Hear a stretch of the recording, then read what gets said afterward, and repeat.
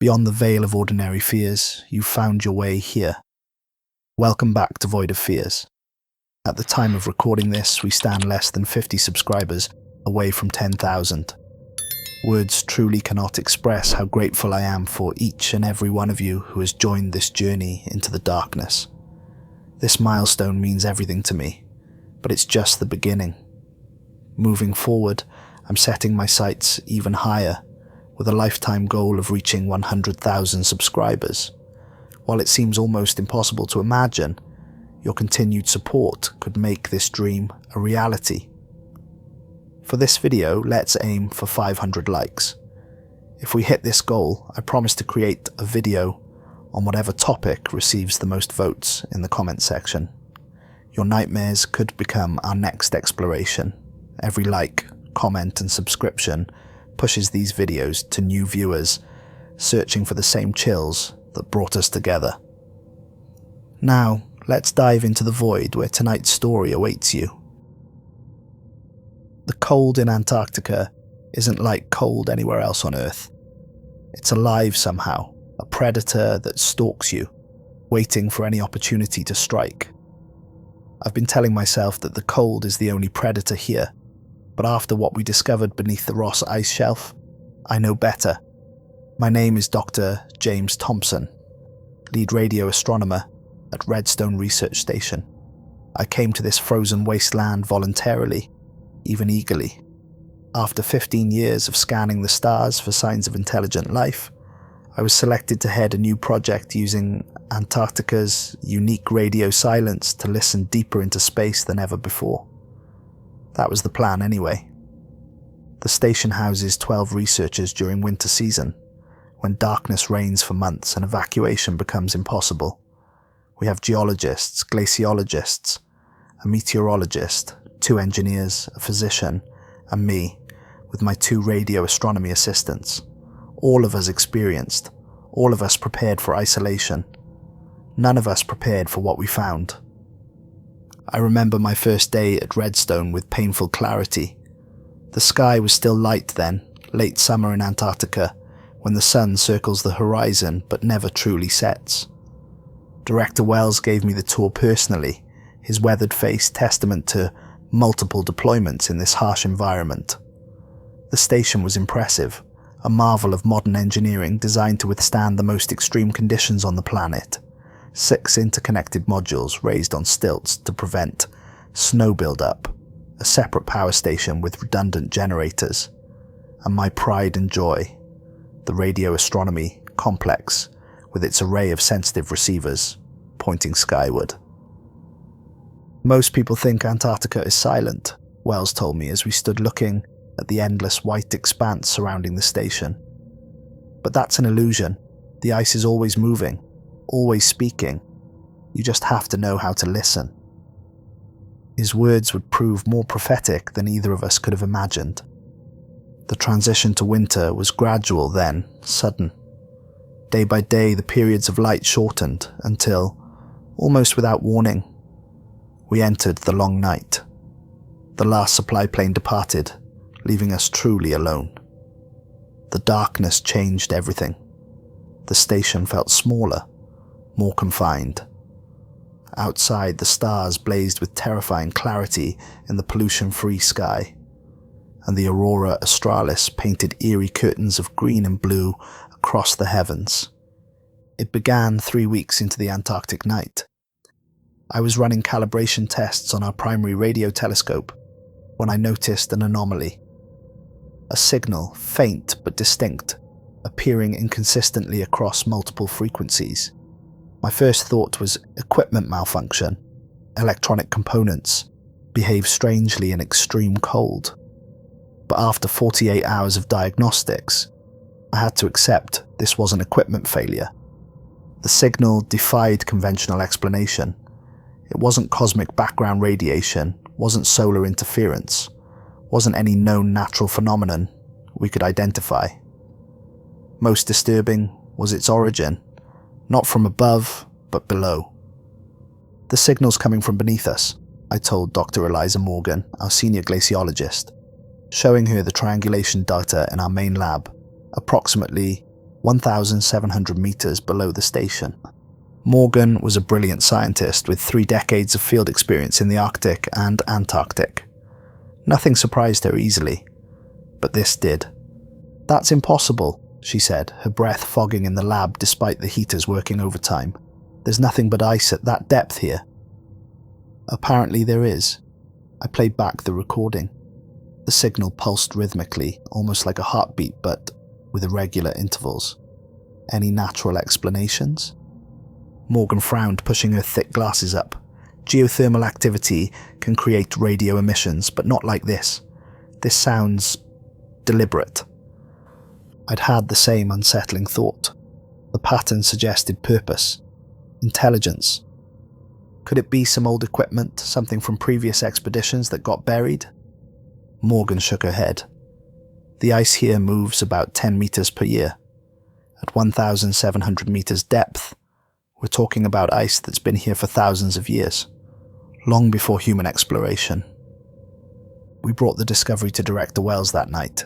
His reaction was precisely what you'd expect from a career scientist. Cautious excitement tempered with methodical skepticism. He authorized us to divert resources to investigate, but insisted on maintaining regular research operations. "We need confirmation before we report this," he said. "If we're wrong, we look like fools who got spooked by the dark." The following morning, we gathered the team to discuss the signal. Dr. Paul Harmon, our geologist, suggested drilling an exploratory borehole near the signal's source. The station had equipment for ice core sampling, which could be adapted for a deeper expedition. "We've never drilled that deep at this location," Harmon explained, his weathered face animated with excitement. "The ice dynamics are different here than at previous sites. We'll need to modify the thermal drill significantly." Dr. Abigail Hunt, our physician, raised concerns about the project's impact on our scheduled research. "We have limited time and resources. Diverting them could jeopardize the primary mission objectives."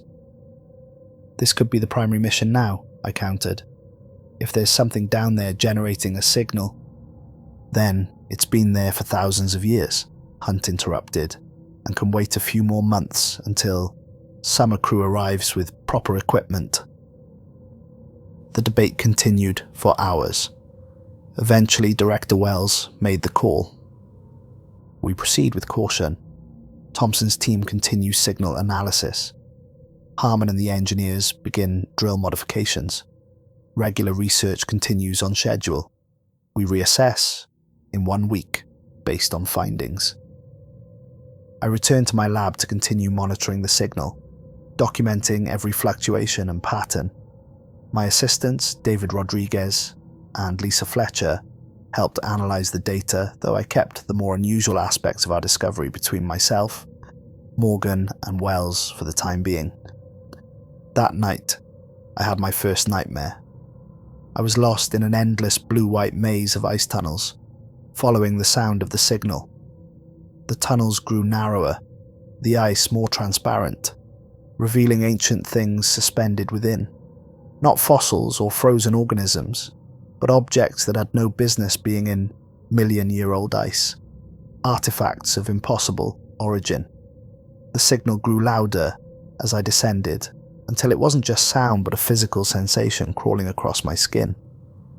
I woke gasping, convinced for several terrifying seconds that something was in my quarters, watching me from the darkest corner. I told myself it was stress, the isolation getting to me, despite my preparation. I didn't mention the dream to anyone, not even when Morgan casually mentioned her own troubled sleep the next morning over breakfast. "I keep dreaming about caverns in the ice," she said, stirring her coffee absently. "Vast spaces where there should only be solid glacier." A chill ran through me that had nothing to do with the station's temperature. Work on the drill progressed quickly under Harmon's direction. Our engineers, Russo and Kaminsky, were technical wizards, modifying the thermal drill to operate at far greater depths than its original design intended. The mood in the station shifted subtly, a current of nervous excitement running beneath normal operations. I noticed Rodriguez becoming increasingly fascinated with the signal recordings. Several times I found him in the lab outside his scheduled hours, headphones on, listening to the playback with an intensity that bordered on obsession. "There's a pattern here," he insisted when I questioned him. "Not just random pulses. It reminds me of something, but I can't quite place it." The drilling began on day 6. The modified thermal drill performed admirably, melting through the dense ice pack faster than predicted. The process was painstaking. Drill for 6 hours, withdraw to prevent refreezing, take measurements, then continue. By day 9, we'd reached 800 meters. The signal strength increased with depth, confirming we were moving in the right direction. Our excitement grew, but so did a creeping sense of dread I couldn't rationalize. Equipment malfunctions plagued us. Radio communications with the mainland grew spotty, then failed completely. Our backup system showed no obvious faults, yet couldn't establish a connection. The station's internal network began glitching, data disappearing, files corrupting. The generator faltered twice, plunging us into darkness and temperatures that dropped 20 degrees in minutes. The first serious accident occurred on day 10. Technician Foster was checking connections on the drill setup when a hydraulic line burst, spraying superheated fluid across his chest and face. His screams brought everyone running. Dr. Hunt worked frantically to stabilize him while arrangements were made for emergency evacuation. But the storm moved in before the medevac could launch. Antarctic storms develop with frightening speed, and this one was exceptional. Winds exceeding 90 miles per hour within hours of the first pressure drop. Foster was stranded with us, Hunt doing everything possible with our limited medical facilities. He survived, barely, heavily sedated in the infirmary. The storm trapped us inside for 3 days. Tensions rose. I noticed the team splitting into factions, those eager to continue the drill project and those increasingly opposed. Director Wells struggled to maintain unity. Then the team began to change in other ways. Insomnia struck first. Dark circles appeared under everyone's eyes. Tempers shortened. Dr. Kaminsky snapped at Russo over a minor disagreement about the drill calibration, completely out of character for the normally good-natured engineer. Morgan became increasingly withdrawn, spending hours alone, reviewing ice core samples. When I sought her input on the signal analysis, her responses were delayed, distracted. Once, I caught her listening to the signal recording, eyes closed, swaying slightly as if to music only she could fully hear. Dr. Hunt reported headaches were epidemic among the team. It could be stress, poor sleep, or cabin fever setting in early, she theorized, but I noticed she was massaging her own temples as she spoke. "Any other symptoms?" I asked. "Vivid dreams," she admitted reluctantly. "Most of the team is experiencing unusually intense dreams, myself included." I hesitated before asking, "Dreams about ice caverns? About the signal?" Her eyes widened slightly. "How did you know?" By day 12, we'd reached 1,500 meters. The signal had changed, grown stronger but also more complex. New patterns emerged within the original broadcast. I spent 18 hours straight analyzing it, forgetting to eat until Hunt found me slumped over my workstation. "You need rest, James," she insisted, using my first name against protocol. I noticed her hand trembling slightly as she placed it on my shoulder. "We all do." "I'm close to something," I told her. "The pattern is changing.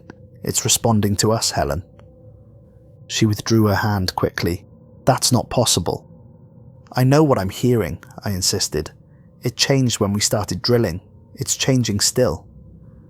She gave me sleeping pills. I pretended to take them, then flushed them away.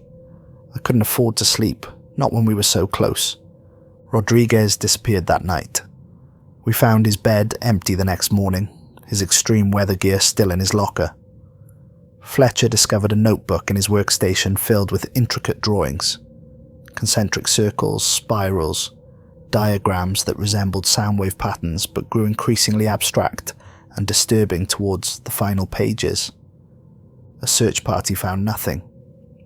Director Wells ordered security protocols implemented, no one to travel alone, all exterior doors alarmed, hourly check-ins required. On day 14 we reached 1,700 meters and broke through into something. The drill telemetry showed a sudden absence of resistance, suggesting a cavity beneath the ice. The signal spiked dramatically on my instruments, the pattern shifting to something more urgent, almost triumphant.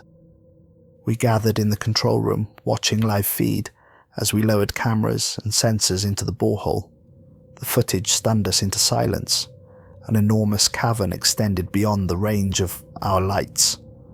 Ice formations, unlike anything in glaciology, textbooks lined the walls, not formed by natural processes of freezing and pressure, but shaped, almost sculpted. The cavern floor showed evidence of ancient shoreline patterns, suggesting it once held water, an underground lake perhaps. "That's impossible," Harmon whispered, his expertise directly challenged by what we were seeing. "Ice doesn't form structures like that naturally." "Then it's not natural," Morgan said, her voice oddly calm. Something made this." The microphones picked up the signal clearly now, reverberating throughout the chamber. Along with it came other sounds. Creaking ice, certainly, but also something like distant whispers that none of our audio filtering could clearly isolate. "We need to go down there," Morgan said immediately. Director Wells shook his head. "Absolutely not. We'll send more remote equipment first. I want comprehensive safety assessments before any human descent." "By then it might collapse," Morgan argued. "This is the discovery of the century, evidence of ancient habitation beneath the Antarctic ice sheet." The debate grew heated. Half the team sided with Morgan, arguing scientific discovery required bold action. The others advocated caution. I remained silent, distracted by what I was hearing through my headphones. The signal was changing again, pulsing in patterns that somehow felt familiar, like a language I almost understood. Fletcher approached me privately after the meeting. "Rodriguez found something in the signal," she whispered, glancing around to ensure we weren't overheard. "Before he left, he said it reminded him of old communication protocols, like a handshake sequence initiating contact." "Contact with what?" I asked. She shrugged, eyes hollow from lack of sleep. "He said it was like it was testing frequencies, trying different approaches until it found one we could perceive. One that affected us." "Affected us how?" I pressed. "He thought it might influence neural patterns, like binaural beats, but far more sophisticated. He suspected extended exposure might induce altered states of consciousness." Rodriguez's theory explained the dreams, the headaches, the behavioral changes. The signal wasn't just a transmission, it was a form of influence. I went to Director Wells immediately, sharing my concerns. His office was uncharacteristically disorganized. Empty coffee cups littering his desk, papers scattered across the floor. "You think we're being, what, mind-controlled by a radio signal from under the ice?" His skepticism was expected, but the dismissive tone wasn't like him. "Next, you'll tell me there are ancient aliens down there." "I'm just saying we need to approach this with extreme caution," I insisted. "Maybe limit exposure to the signal recordings. Run some neurological tests on the team." Wells leaned back in his chair, studying me with unexpected intensity. "You know what I think, Thompson? I think you're trying to take control of this discovery. Position yourself as the hero when we report back to the mainland." The accusation was so absurd, so unlike Wells, that I knew immediately he'd been affected too, perhaps more than most. That night, the storm hit. Antarctic storms are like nothing else on Earth. winds exceeding 100 miles per hour, temperatures dropping to minus 70 degrees Fahrenheit. Our station groaned under the assault. The meteorological instruments failed completely. We huddled in the common area, listening to the howling outside and the creaking of the station's frame. "This isn't natural," Russo muttered, voicing what several of us had been thinking. Weather patterns showed nothing like this developing. "Of course it's natural," Hunt snapped. "What else would it be?" "The timing is suspicious," I said carefully, "right after we breached the cavern." Morgan, who had been staring silently into her coffee, looked up. "It's protective," she said softly. "A defense mechanism." "The storm?" Fletcher asked incredulously. Morgan nodded, her expression distant. "It doesn't want just anyone going down there. It's testing us, selecting." Her words sent a chill through the room. Before anyone could respond, the lights flickered, then died. Emergency systems kicked in seconds later, bathing us in the eerie red glow of backup lighting. "Main generators down," Kaminsky reported after checking the systems. "Backup's running at 60%. We need to conserve power." Director Wells organized us into teams to secure the station and equipment. Despite the storm, he insisted 2 people check the drilling platform to ensure it was properly shut down. Morgan volunteered immediately. Wells assigned me to accompany her. We suited up for the brutal conditions, triple-checking our gear. The platform was only 100 meters from the main station, but in a whiteout blizzard, that short distance could be lethal. We secured ourselves with guide ropes and communications lines, then ventured out into the howling darkness. The journey felt eternal. Wind threatened to tear us from the ground, ice crystals striking our protected faces like miniature bullets. Morgan moved with surprising confidence, pulling ahead on the guide rope. I struggled to keep pace, fighting disorientation in the swirling white void. We reached the platform to find the drill active, which should have been impossible. The systems had been shut down and secured before the storm hit. Morgan moved to the controls before I could stop her, her gloved hands working with practiced efficiency. "What are you doing?" I shouted over the wind. "We need to shut it down." "It needs more," she called back, her voice barely audible. "A wider passage." I tried to pull her away from the controls, but she resisted with unexpected strength. Her hood fell back momentarily, and in the dim emergency lights of the platform, I saw her face, eyes wide and reflecting the green display screens with unnatural brightness, lips moving in patterns that matched the signal's rhythm. "Morgan! Eliza!" I shouted, grabbing her shoulders. "What's wrong with you?" She turned to me, and in that moment seemed to return to herself, fear and confusion replacing the distant look in her eyes. "James? What's happening to me? I keep losing time, finding myself places with no memory of going there." "The signal," I told her. "It's affecting us, changing our behavior, some more than others." She clutched my arm suddenly, her grip painfully tight even through our thick clothing. "It's in my dreams every night, showing me things, ancient things preserved in the ice. It's been waiting so long, James, so very long." A violent gust rocked the platform, nearly knocking us both off our feet. I forced Morgan away from the controls and initiated the emergency shutdown sequence. The drill whined in protest, then fell silent. "We need to get back to the station," I said, reconnecting our safety lines. "Tell Wells what's happening." We never made it. Halfway back, Morgan's line went slack. I turned to find her gone, vanished into the white oblivion of the storm. I called for her until my voice gave out, searching in an ever-widening spiral until the cold began to penetrate my gear. With no choice, I followed the guide rope back to the station. The search parties couldn't go out until the storm abated, 12 hours later. By then, there was no sign of Morgan. No body, no equipment, no evidence she'd ever been there at all. She must have fallen into a crevasse, Wells concluded. The light was too poor to see properly. The snow would have filled it in within minutes. But her quarters told a different story. While the search continued outside, I examined her room. Her personal logs revealed a progressive obsession with the signal, with entries becoming increasingly disjointed and cryptic in recent days. The final entry, dated just hours before the storm, read, "It's not speaking to us, it's changing us, preparing vessels for what comes next." Most disturbing were the drawings, dozens of them, hidden beneath her mattress. They depicted the same cavern we'd discovered, but with additional chambers and passages leading deeper.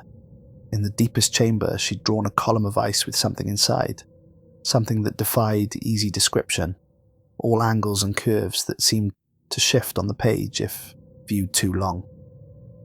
I showed the drawings to Fletcher, the only person I still truly trusted. She studied them silently, then looked up with haunted eyes. Rodriguez drew something similar before he disappeared. "We need to seal the borehole," I said immediately. "Whatever's down there is influencing us through the signal." Morgan and Rodriguez were just the first to succumb completely. We went to Wells with our evidence, but his reaction wasn't what I'd hoped for. He dismissed Morgan's drawings as stress-induced delusions, and my theories as paranoia. "We're on the verge of the most significant scientific discovery in human history," he said firmly. "I will not abandon this project because of ghost stories and bad dreams." "People are disappearing, Director," Fletcher argued. "First Rodriguez, now Morgan." "Accidents happen in extreme environments," Wells countered. "That's why we follow protocols. Speaking of which, I'm implementing new security measures. All research data is to be centralized on the main server. No private records or unauthorized analysis. This discovery belongs to the entire scientific community, not individuals." His words were reasonable, his tone professional, but something in his eyes told me Wells was no longer entirely himself. The signal had him too. That night, Fletcher came to my quarters, her face tight with fear. I just saw Hunt and Kaminsky removing equipment from storage, climbing gear, extra oxygen, specimen containers. "They're planning an expedition," I realized, "down the borehole." "Without authorization, without telling the rest of us?" She shook her head. "This isn't like them, James. None of this is like them." "We need to stop them," I said, pulling on my cold weather gear. "Get Russo and Harmon. Meet me at the drilling platform." I reached the platform first, in time to see Hunt, Kaminsky, and to my shock, Director Wells preparing descent equipment. Wells looked up as I approached, his expression hardening. "This is an official expedition, Thompson. Your presence isn't required." "You didn't inform the team," I countered. "That violates every protocol we have." "Protocols are for normal circumstances," Hunt said, checking her oxygen supply. "This is beyond normal." "You're being influenced," I tried to explain. "The signal is affecting your judgment, your behavior." Kaminsky laughed, the sound unnaturally harsh. "Always the radio astronomer, thinking everything's about signals and waves. What's down there is beyond your comprehension, Thompson." "Then explain it to me," I challenged. Wells stepped forward. "It's ancient, preserved in the ice for millions of years. Not dead, just dormant. It's been reaching out, trying to communicate, trying to find minds compatible with its own." "And you think yours is compatible?" I asked incredulously. "We know it is," Hunt answered. "We can hear it clearly now. Not just the broadcast signal, but the thoughts behind it. The purpose." "Which is what exactly?" Wells smiled, an expression so unlike him it transformed his familiar face into that of a stranger. Continuation, evolution, transcendence. Fletcher arrived with Russo and Harmon. The confrontation grew heated, sides forming quickly. Those who heard the signal's true message, and those who recognized the danger. For a moment it seemed violence might erupt. Then a new sound interrupted, a low rumbling from beneath the platform. The signal suddenly spiked, becoming audible even without equipment. Everyone froze. "It's waking," Wells whispered, awe and fear mingling in his voice. The platform shuddered. Instrumentation showed movement in the borehole, something rising from the depths. "Morgan," Hunt breathed. "She made it down there somehow. She's coming back." The borehole monitoring system showed a heat signature ascending rapidly, too rapidly for the winch system, which sat idle. Something was climbing under its own power. "Seal it," I ordered Russo. "Emergency protocols. Seal the shaft now." He hesitated, looking to Wells for confirmation. "That's an order," I shouted. "Whatever's coming up isn't Morgan anymore." Russo moved to the emergency controls, but Wells intercepted him, shoving him away with surprising strength. "No one touches the controls." The confrontation devolved into chaos. Harmon and I tried to reach the emergency shutdown while Hunt, Kaminsky, and Wells blocked us. Fletcher managed to trigger the alarm, bringing the remaining team members running from the main station. In the confusion, no one noticed the borehole indicator showing the heat signature had reached the surface until a blast of frigid air knocked us all off our feet. The shaft opening erupted with a plume of ice crystals and something else, a swirling mass of blue-green luminescence that moved with deliberate purpose. Within the glow was a human shape. Morgan, or what had once been Morgan. Her body moved awkwardly, joints bending in unnatural ways. Her skin had a translucent quality. Ice crystals formed in patterns across its surface, but most disturbing were her eyes, expanded impossibly, the pupils gone, replaced by swirling patterns of that same blue-green light. "The first is ready," she announced, her voice layered with harmonics that no human vocal cords could produce. "The way is prepared." Wells, Hunt, and Kaminsky approached her reverently. The rest of us backed away in horror, Morgan's attention fixed on me. "You resist still, James Thompson. You hear, but do not listen." "What have you done to her?" I demanded. "Nothing she did not desire," Morgan's body replied. "She offered herself as vessel for the joining. Others will follow." Harmon broke first, turning to flee toward the main station. The thing wearing Morgan's form gestured, and he froze mid-stride, then collapsed, body convulsing. "No more resistance," Morgan's voice commanded. "The signal has prepared you all, some more completely than others, but all sufficiently receptive now." Russo, Fletcher, and I exchanged glances, silent understanding passing between us. We were outnumbered by those already under the entity's influence, but we still had one advantage: knowledge of the station systems. I subtly motioned towards the generator controls near the platform edge. Fletcher nodded, almost imperceptibly. "What happens now?" I asked, keeping the entity's attention on me. "Awakening," it replied through Morgan. "The ice preserved us when our vessel froze, but limited our reach. We broadcast through solid matter for millennia, seeking compatible biology.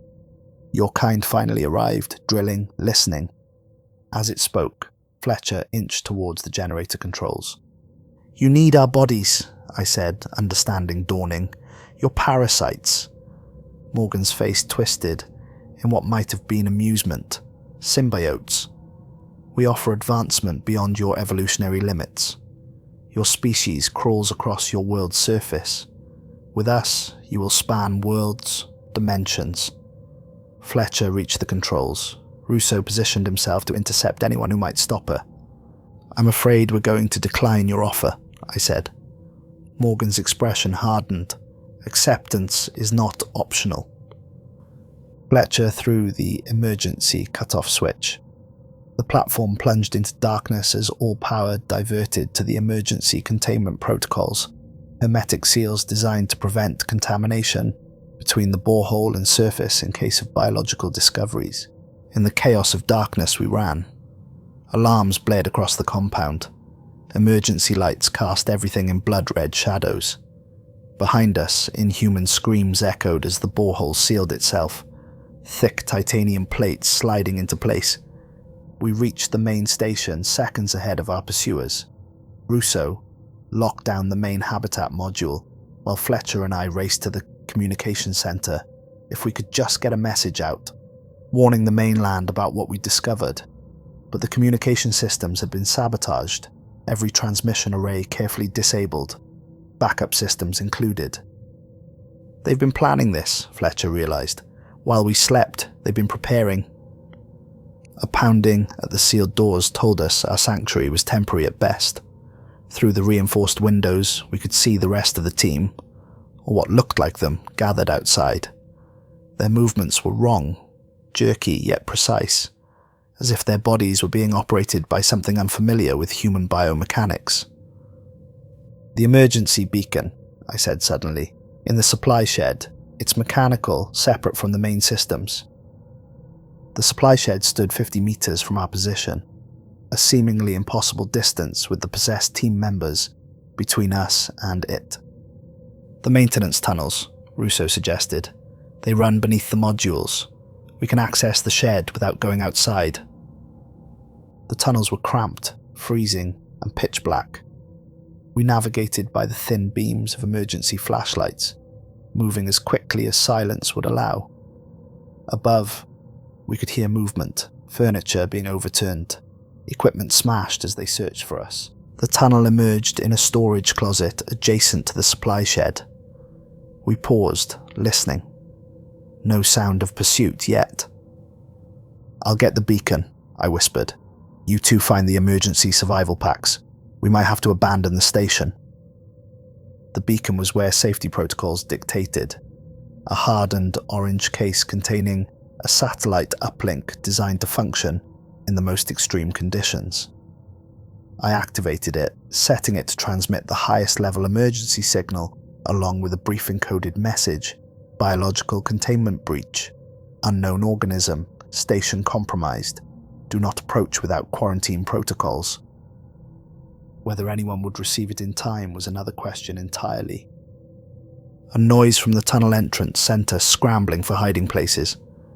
Through a gap in the shelving, I watched as Hunt and one of the technicians, Collins, emerged from the tunnel.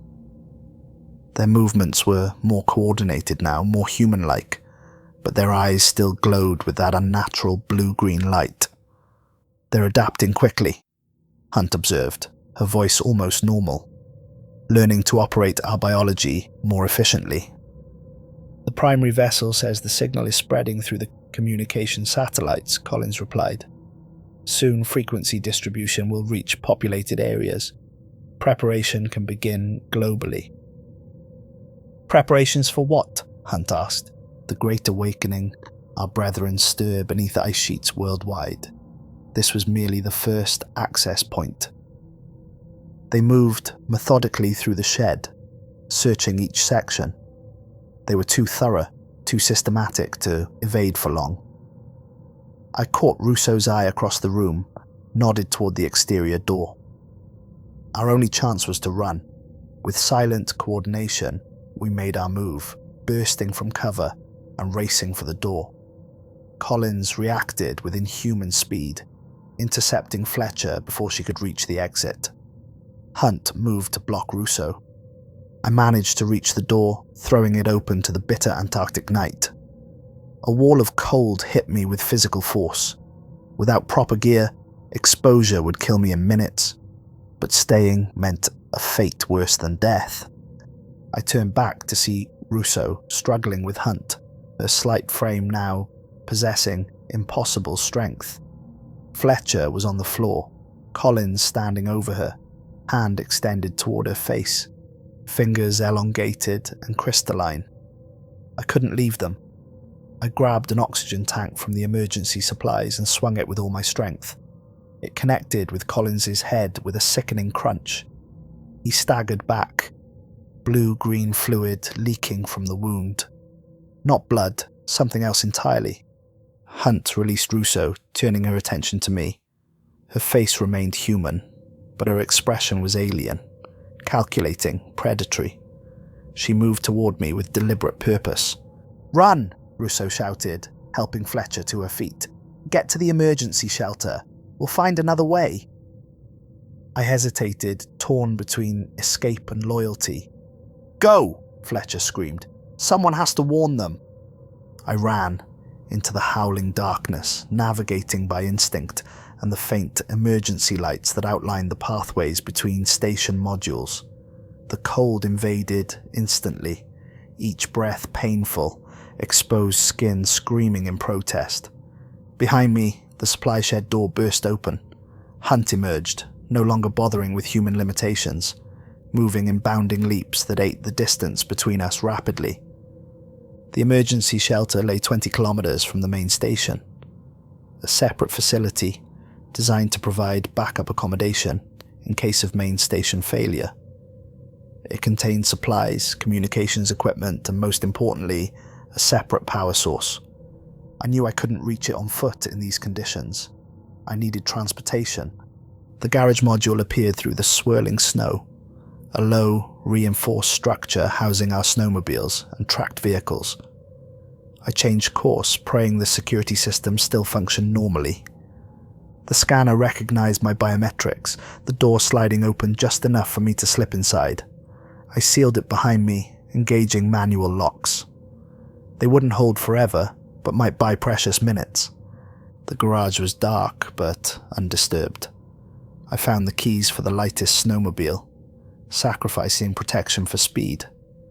As I prepared the vehicle, I realized I wasn't alone. "Hello, James?"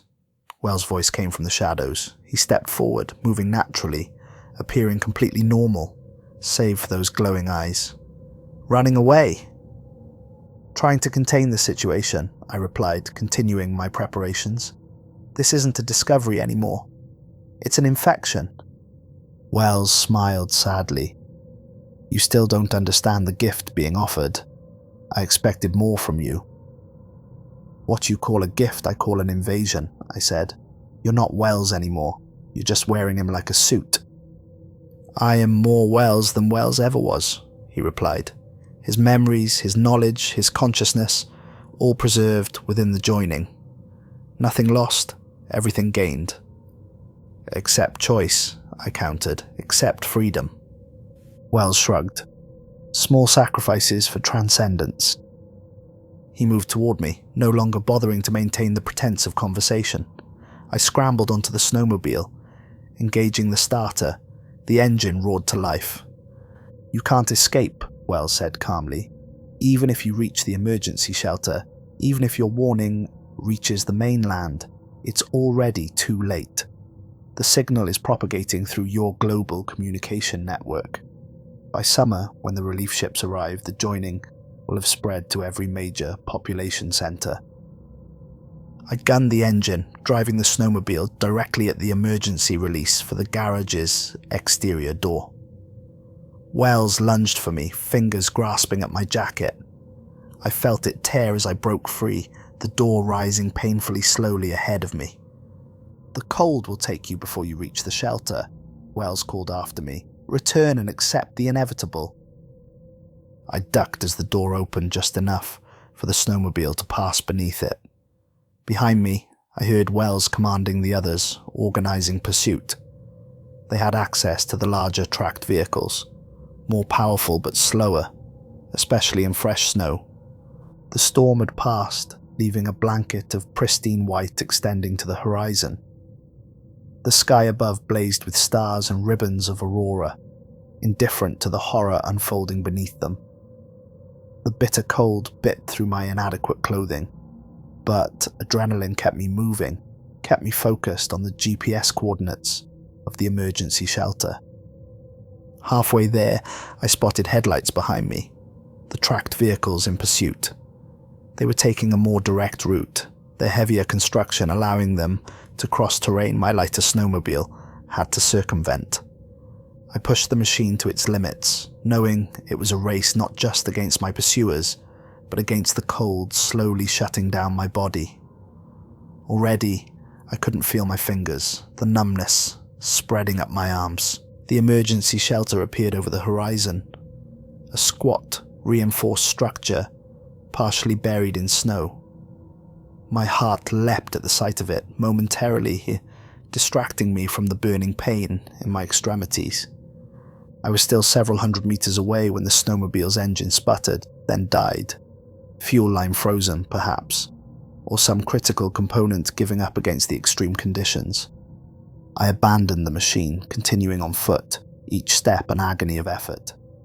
The headlights of my pursuers grew larger behind me, their vehicles more resilient than mine. I staggered the final distance to the shelter, fingers so numb I could barely operate the security panel. After 3 attempts, the door mercifully opened, and I collapsed inside. The shelter's automated systems detected my presence, initiating the heating sequence. I forced myself to move to secure the door with the manual locks. Through the small reinforced window, I watched the tracked vehicles approach, then stop 100 meters away. 4 figures emerged: Wells, Hunt, Kaminsky, and Morgan. They made no attempt to approach the shelter, simply standing in the impossible cold, watching, waiting. The emergency shelter was well stocked: food, water, medical supplies, and most importantly, a separate communication system.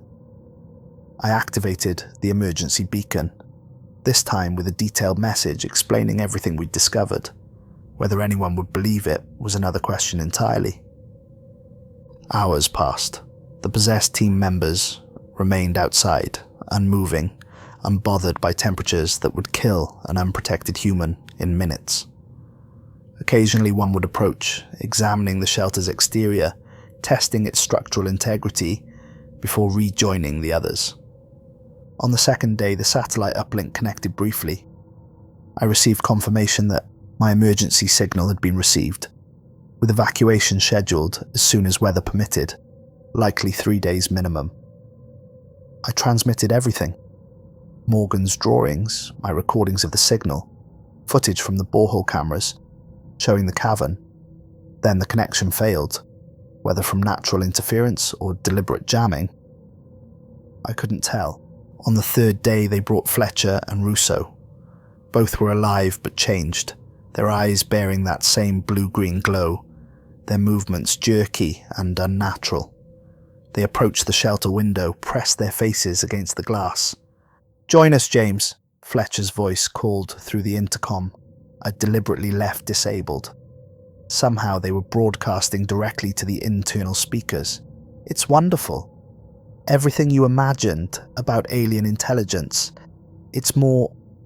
I shut down the shelter's electrical system, switching to the manual backup generators that couldn't be remotely accessed. The voices stopped, but they remained at the window, watching me with those luminous eyes. By the 4th day I was hallucinating, seeing patterns in the frost that formed at the edges of the window, hearing whispers in the generator's hum. The signal had reached me despite my precautions, working its influence more subtly through prolonged exposure at the station. I fought it, reciting mathematical formulas, singing old songs, anything to keep my mind occupied with patterns of my own choosing. But in moments of exhaustion it would creep in. Images of the cavern, of chambers I'd never seen, of the thing partially freed from its icy prison. On the 5th day, the weather cleared. I spotted the rescue plane long before it reached us, a tiny speck growing larger against the blue-white horizon. Hope surged, then died as I realized what would happen. The entity knew rescue was coming. It had prepared. The possessed team retreated to their vehicles, disappearing over the horizon back toward the main station. They were going to greet the rescuers, appear normal, spread their infection to the new arrivals. By the time the plane left Antarctica, it would carry the entity's influence back to civilization. I had one chance. I found the emergency flare gun, loaded it with a red flare, universal signal for extreme danger, do not approach. When the plane circled the main station, I fired. The bright crimson streak unmistakable against the clear sky. The plane diverted, circling my position instead. I used a signal mirror to flash Morse code: quarantine, biological contamination, extreme danger. To my eternal relief, the plane didn't land. Instead, it dropped a sealed communication package with a short-range radio. The pilot's voice crackled through moments later. "Emergency extraction team responding to distress signal. Please clarify the nature of the biological contamination. Over." I explained as concisely as I could. The signal, the entity beneath the ice, the possessed team members. I could hear the disbelief in the pilot's acknowledgement, but the quarantine protocols were absolute, no physical contact until the situation was assessed by experts. The plane departed, with promises of a specialized containment team to follow. Whether they believed me or thought I was suffering from extreme psychological break didn't matter. The protocols would buy time, prevent immediate spread. Hours later, I saw the tracked vehicles returning. They'd failed to intercept the plane. Now they were coming for me. I barricaded myself in the shelter's innermost room, a reinforced storage compartment designed to withstand the most extreme conditions. Through the shelter's monitoring system, I watched them surround the building. Morgan and Wells examined the structure carefully, methodically, identifying its weaknesses. Night fell. The temperature dropped further.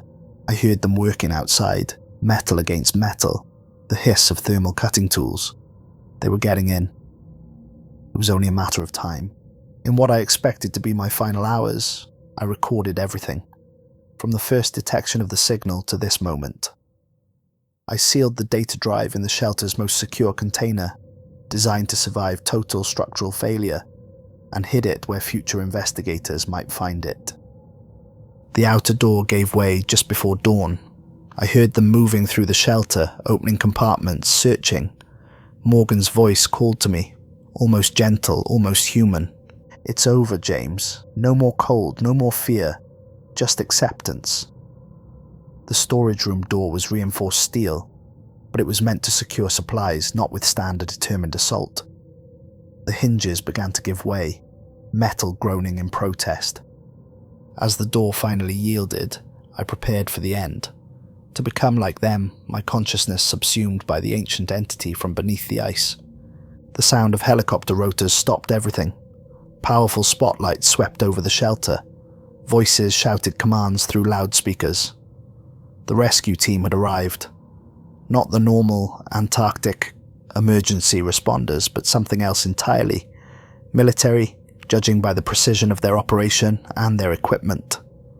The possessed team scattered, retreating in their vehicles.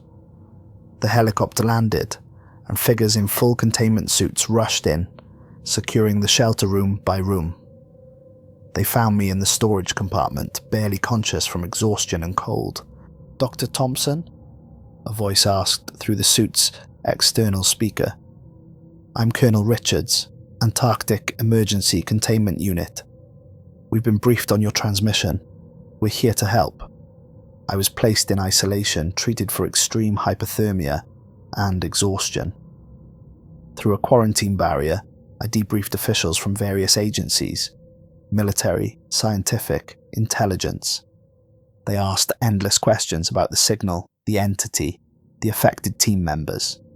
"The signal," I insisted repeatedly. "It's broadcasting through our satellite network. You need to shut down all communications from Antarctica." "Already done," Colonel Richards assured me. "Full communications blackout initiated 12 hours ago. Nothing gets in or out without direct authorization." The containment team located and neutralized all the possessed team members, except Morgan, who had vanished into the Antarctic wilderness.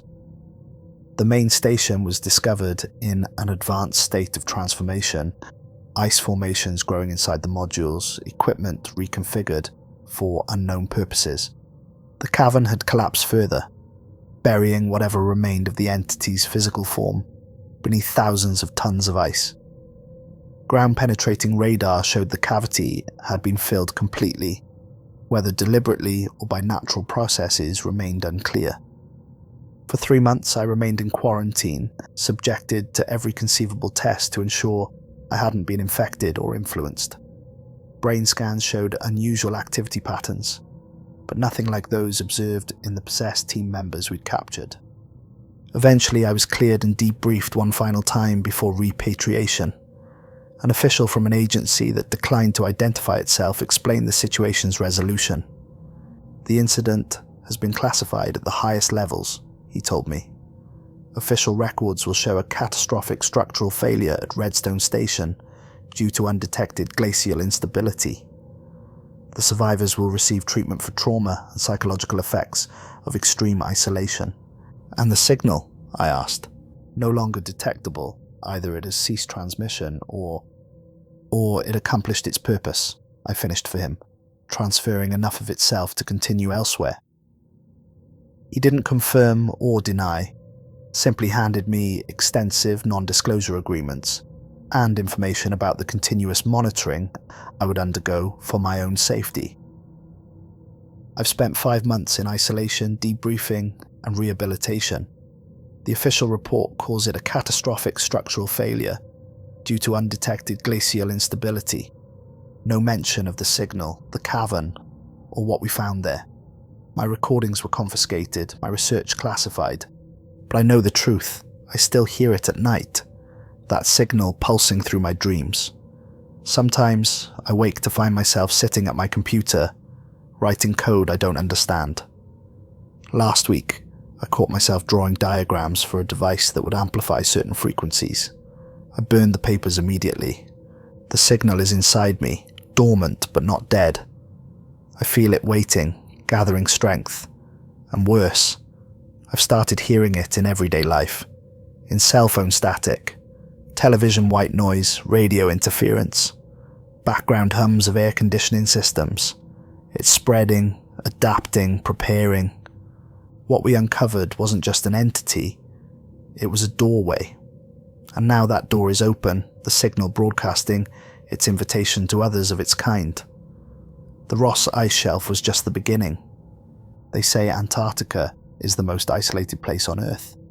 They're wrong. True isolation is knowing what's coming and being unable to warn anyone, watching the infection spread while the world remains oblivious. I'm not sure how much longer my mind remains my own. If you're reading this, be wary of unusual signals, patterns that catch your attention without clear cause, sounds that linger in your thoughts after they've ended. The ice preserved it for millions of years. We should have left it frozen,